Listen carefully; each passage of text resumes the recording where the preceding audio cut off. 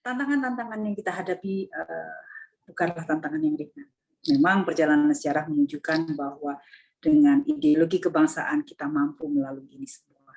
Namun perkembangan zaman dan kemudian lompatan-lompatan zaman yang berakibat secara langsung maupun tidak langsung terhadap perubahan budaya tentunya memiliki implikasi yang tidak boleh disepelekan dan harus diantisipasi. Pancasila tidak menghendaki adanya agama negara di Indonesia, namun itu tidak berarti Pancasila sepakat dengan pandangan kaum liberal yang menghendaki agama sebagai persoalan privat semata-mata. Pancasila menghendaki agar nilai-nilai agama diterjemahkan menjadi moralitas publik. Di sini konsep Tuhanan dalam Pancasila berperan seperti agama sipil yang berurusan dengan moralitas publik dan tidak mencampuri moralitas serta keyakinan pribadi setiap orang.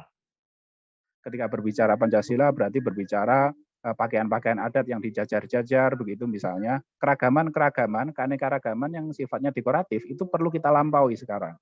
Kita perlu untuk menuangkan, mengekspresikan, memanifestasikan Pancasila itu secara substansial menjawab kebutuhan-kebutuhan yang ada sekarang. Nah, di era yang multiplatform hari ini, yang di era digital dan informal politics sebagaimana hari ini, maka dibutuhkan sebuah pendekatan-pendekatan yang mampu menjamin bahwa keterlibatan anak muda itu betul-betul digerakkan secara kolaboratif. Saya menyarankan aktor-aktor negara tidak hanya di eksekutif tapi juga legislatif mampu membangun sebuah kolaborasi dengan civil society untuk membuat model-model leadership training kepada anak-anak muda secara lebih luas. Ya. Pancasila untuk bisa membumi, dia harus ditanam dalam karakter universal pribadi ini. Tetapi juga sebaliknya, karakter itu juga harus dibenamkan dalam ideologi Pancasila. Ya. Ideologi tanpa karakter akan menghasilkan manusia-manusia aventurir, kemana-mana jualan ideologi untuk kepentingannya sendiri atas nama ideologi.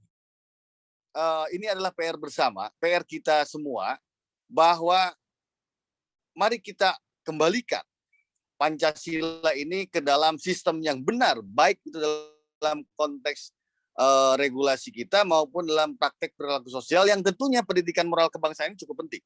Maka juga penting sekiranya mengembalikan pendidikan moral kebangsaan itu, Pancasila ini pada kurikulum nasional. Pancasila itu memerlukan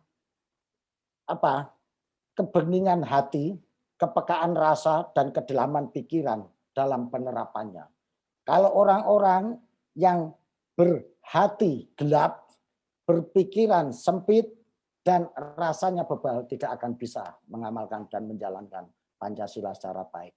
Karena Pancasila merajut, Pancasila adalah mengintegrasikan berbagai ragam perbedaan yang memerlukan keluasan batin, kedalaman hati, dan kejernihan jiwa. Ya, kemudian yang berikutnya dalam masyarakat milenial ini kan proses berpikirnya sudah kritis dan kreatif. Jadi kita bisa menstimulasi anak-anak itu untuk lebih kritis, terbuka tetapi tetap santun. Dan penting juga adalah memberikan keteladanan ya dari mulai yang kecil dari di rumah tangga, keluarga, baik laki-laki maupun perempuan, baik bapak ataupun ibu. Mampukah kita mengingatkan mereka, mengingatkan diri kita sendiri untuk kembali melakukan hal-hal yang sesuai dengan nilai-nilai Pancasila itu.